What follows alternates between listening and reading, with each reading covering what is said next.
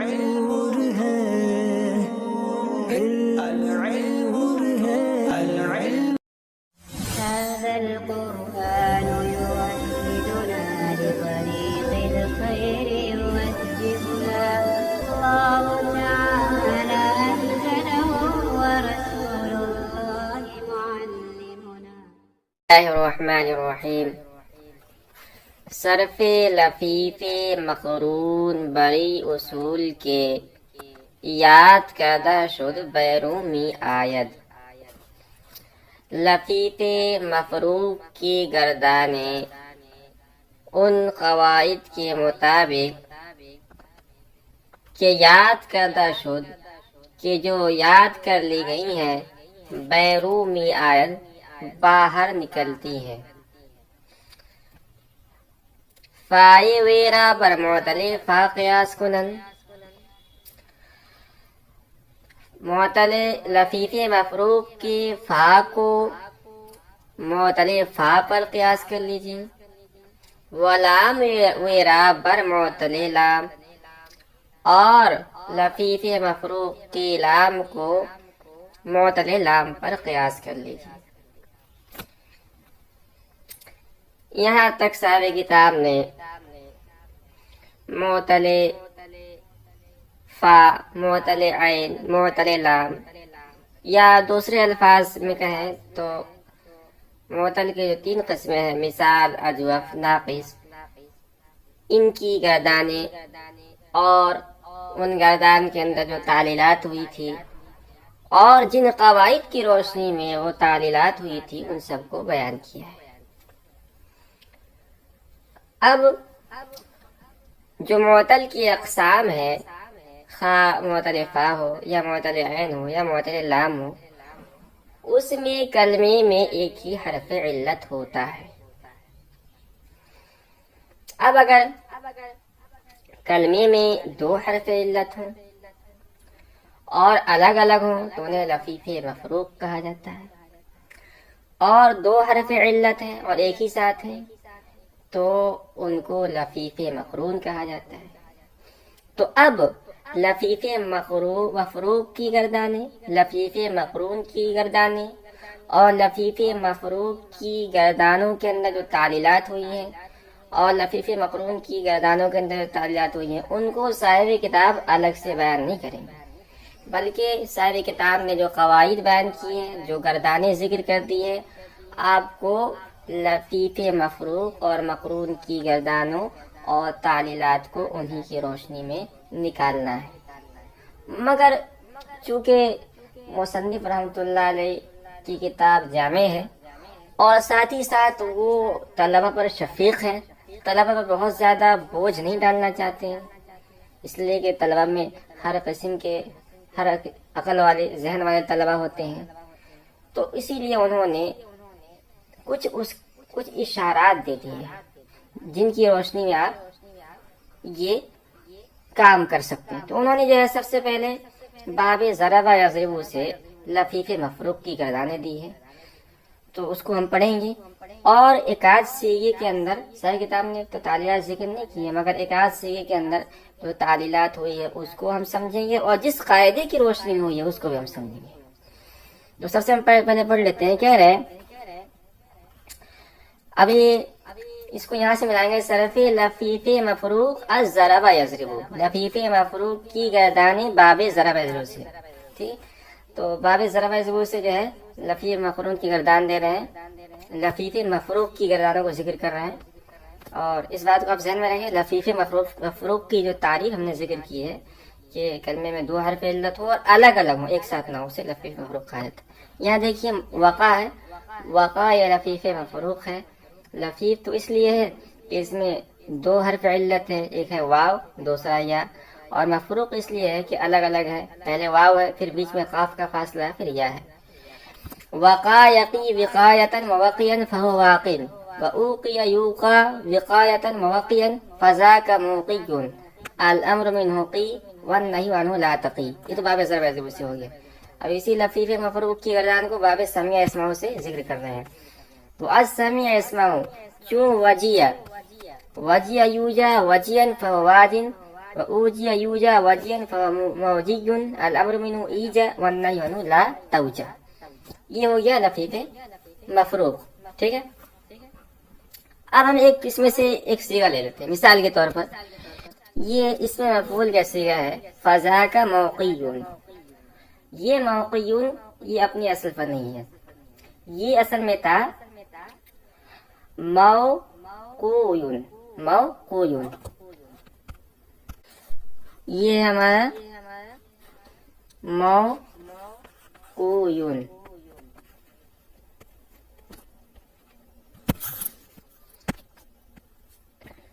موقیون اصل میں کیا تھا موقویون. تو اس میں تعلیل ہوئی اور یہ لفیف ہے, لفیف مفروغ ہے. تو یہ اس کی جو تعلیل ہوئی ہے اس قاعدے کی روشنی میں جو ذکر کیا گیا. کیا ذکر کیا گیا؟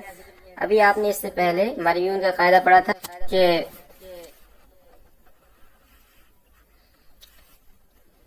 زیرا کے ہر جا کے واو و یا بہم آئن, جہاں واو اور یا اکٹھی ہو جائیں, وہ اول عیشا ساکن باشد, اور ان میں سے پہلا ساکن ہو.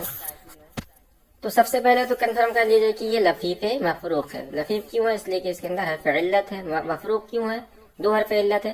مفروغ کیوں ہے؟ اس لیے کہ دونوں حرف علت الگ الگ ہے. موقویون, یہاں دیکھیے واو اور یا اکٹھے ہو گئے, ان میں سے پہلا یعنی واو ساکن ہے. ٹھیک ہے.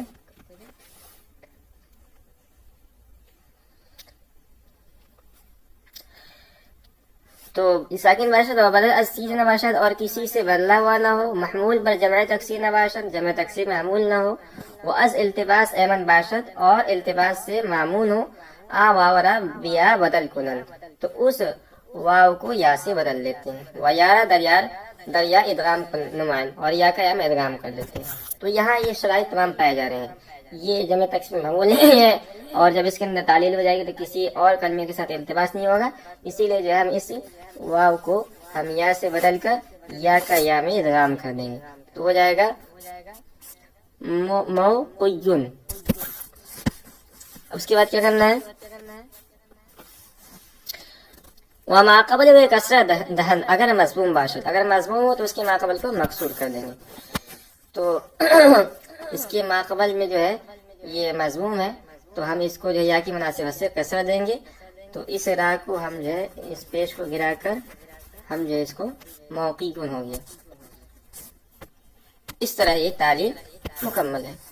اب آگے دیکھ لیجئے. اسی طرح اگر آپ غور کریں گے تو اس کے بہت سارے سیغوں کے اندر تعلیل ہوئی ہے, اور اسی قواعد کی روشنی میں تعلیل ہوئی جو پہلے گزر چکی ہیں. یقی کے اندر جو ہے تعلیل ہوئی, اصل میں کیا تھا؟ یوقیو تھا. یعید والا اس کے اندر قاعدہ جاری ہوگا. اور اسی طرح جو ہے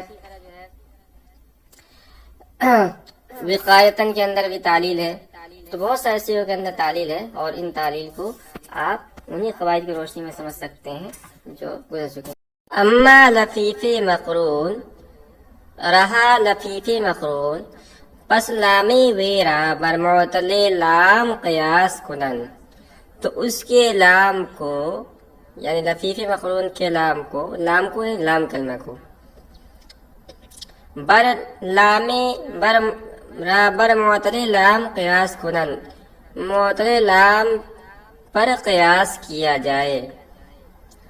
اس کے بعد آگے ہے وعین را بسلامت بگزارند, اور عین کلمے کو اپنی حالت پر باقی رکھیں, یعنی اس کے اندر تعلیل نہ کی جائے. کیوں؟ تا توالی علالین لازم نیاید, تاکہ ایک ساتھ دو تعلیلوں کا استعمال نہ ہو, پیدر پہ دو تعلیلیں نہ ہو جائے, لازم نہ ہے. وکلمہ بدا مختن نشود, اور اس کی وجہ سے کلمے میں خرابی پیدا نہ ہو. تو لفیف مقرون یعنی ایک کلمہ میں دو حرف علت ہو اور دونوں ایک ساتھ ہو. مثال کے طور پر یتوی ہے, تو یتوی کے اندر آپ دیکھیے اس سے یتوی, اس میں دو حرف علت ہے, ایک واو ہے اور ایک یا ہے, اور دونوں ایک ساتھ ملے ہوئے ہیں, تو اسے لفیف مقرون کہتے ہیں. اور صاحب کتاب کہہ رہے ہیں کہ دیکھیے اس کے اندر 3 کلمے ہوں گے نا، فعل یا تو ثلاثی ہوگا رباعی ہوگا، کم سے کم 3 کلمے ہوں گے، تو اس کو ہم فا عین لام پر تولیں گے. مثال کے طور پر توا ہے، توا کو ہم لے لیتے ہیں، تو توا کے اندر تا جو ہے فا کلمہ ہے، واو جو ہے عین کلمہ ہے، اور یا ہے یہ لام کلمہ. تو کہہ رہے کہ اگر اس کے لام کلمے میں ہمیں تعلیل کرنی ہے تو انہی قواعد کی روشنی میں کریں گے جو معتل لام کے ذیل میں بیان ہوئے ہیں. معتل لام والے قواعد یہاں لفیف مقرون کے اندر بھی کام کریں گے، مگر عین کلمے کے اندر ہم تعلیل کرنی پڑے تو نہیں کریں گے. کیوں؟ کیونکہ اگر ایسا ہوا تو ایک ساتھ ایک کلمے کے اندر پیدر پہ 2 تعلیلوں کو کرنا لازم آئے گا اور اس سے وہ کلمہ کی شکل بگڑ جائے گی. یعنی آدمی کو پتہ ہی نہیں چلے گا کہ اس کی اصل کیا تھی. کچھ نہ کچھ علامت اور کچھ نہ کچھ کلو ہونا چاہیے جس کی وجہ سے آدمی اس کی اصل کو پہچان سکے، اس لیے تعلیل نہیں کریں. اس کے بعد کہہ رہے ہیں کہ یہاں سے ملا جاتے ہیں اما لفیف مقرون الضرب یضرب، رہا لفیف مقرون باب ضرب یضرب. نیچے انہوں نے باب ضرب یضرب سے ایک نمونے کے طور پر گردان دے دیا ہے، اور انہوں نے قاعدہ کلیہ بیان کر دیا ہے کہ ہمیں جو ہے اس کی گردان لفیف مقرون کی گردان اور ان کے قواعد کو بیان کرنے کی ضرورت نہیں ہے. آپ جو ہے اس کو معتل لام کی جو ہم نے باس میں جو گردان اور جو قواعد بیان کیے ہیں ان کی روشنی میں آپ اس کو حل کر سکتے ہیں خود بھی، لیکن نمونہ دے دیا ہے. تو باب ذرا ایسے اسے بیان کر رہے ہیں. تو چوں توا یتوی طین، توا یتوی طین اس کے معنی ہے لپیٹنے کہتے ہیں. دیکھیے توا یتوی طین فهو تاوین و طوی یطوا طین فهو مطوی الامر منه یتوی والنهی عنه لا تطوی. اور آگے باب سمیع سے بھی دے دیا ہے والسمیع یسمع چوں قوی یقوى قوة فهو قوی وقوی یقوى قوة فهو مقوی الامر منه یقوى والنهی عنه لا تقوى. تو ان سیغوں میں سے بیشتر سیغوں کے اندر تعلیلات ہوئی ہیں، اور اگر غور کریں گے آپ تو ان قواعد کی روشنی میں سمجھ آئے. مثال کے طور پر ہم ایک لے لیتے ہیں، یہ ہے یہاں پر مطویون، اسے مفعول کا صیغہ، اس کے اندر مرمیون والا قاعدہ جو ہم نے اس سے پہلے آپ کو بیان کیا تھا وہ جاری ہوگا. وہی سیم تعلیل کر لیں گے آپ، اس کو ایک کاریہ ہوتا رکھے تعلیل کر لیجیے. اسی طرح جو قویہ ہے اس کو ہم لے لیتے ہیں، یہ اصل میں قوی و تھا، قوی و، اس کے اندر دعیہ والا قاعدہ جاری ہوا جس کو صاحب کتاب نے معتل لام یا دوسرے میں کہہ لیتے ناقص واوی کے جو قواعد بیان کیے تھے اس کے تحت بیان کیا تھا. تو سب سے پہلے اس قاعدہ کو پڑھ لیتے ہیں اور پھر قویہ کے اندر تعلیل کریں گے. تو یہ قاعدہ یہاں پر ہے، یہ ہے صفحہ نمبر 27، اور اس پر صاحب کتاب نے ناقص واوی کی گردان چل رہا ہے، اور صاحب کتاب نے کہا ہے کہ لفیف مقرون کو آپ ناقص کی معتل لام، لفیف مقرون کے لام کلمے کو آپ معتل لام پر قیاس کر لیں. تو یہ قاعدہ ہے کہ دعیہ اصل دراصل دعیہ بود، دعیہ اصل کے اندر دعیہ تھا. تو یہ ہمارا ہے قویہ، قویہ تھا، قویہ. قاعدہ کیا ہے؟ قاعدہ یہ ہے کہ زیرا کے ہر واو کے در آخری کلمہ بود، جان لیجئے کہ ہر واو جو آخری کلمہ میں ہو اور پیش ازو کسرہ باشد اور اس کا ماقبل مکسور ہو، آ واو یا گردد، تو واو یا بن سیدھا سا قاعدہ ہے. یہاں بھی یہ دیکھیے، یہ واو آخری کلمہ میں واقع، اس کا ماقبل جو ہے کسرہ ہے، اسی لیے ہم نے اس واو کو یا سے بدل دیا تو خوبیہ ہو گیا. یہ سیدھا سا قاعدہ ہے، تو اس کو آپ دھیان میں رکھیں. اور اسی طرح دیگر جو صیغے ہیں ان کے اندر تعلیلات ہوئی ہے اس کو تلاش کر کے اس کی مشق کریں. یہاں پر صاحب کتاب نے یہ لفیف مقرون کو باب سمیع اسموں سے لفیف مقرون کی گردان کو ذکر کرنے کے بعد فصل سوم کو جو کہ معطل کے سلسلے میں تھی اس کو ختم کر دیا ہے۔ اب یہ فصل چہاروں جو مضاف کے سلسلے میں اس کو شروع کریں گے۔ تو یہاں بات ابھی دھیان میں رکھیں، کتاب کی جب ترتیب ہم نے آپ کو بتائی تھی، وہ بتایا تھا کہ صاحب کتاب نے 5 ابواب قائم کیے ہیں، اور باب اول یہ افعال اور اسماء کی گردانوں کے مواقع کے سلسلے میں تھا، جس کو مصنف نے اپنی دوسری کتاب فاتح المصادر کے اندر بیان کیا تھا، اس لیے اس کتاب کے اندر اس کو شامل نہیں کیا تھا۔ اور دوسرے باب کو صاحب کتاب نے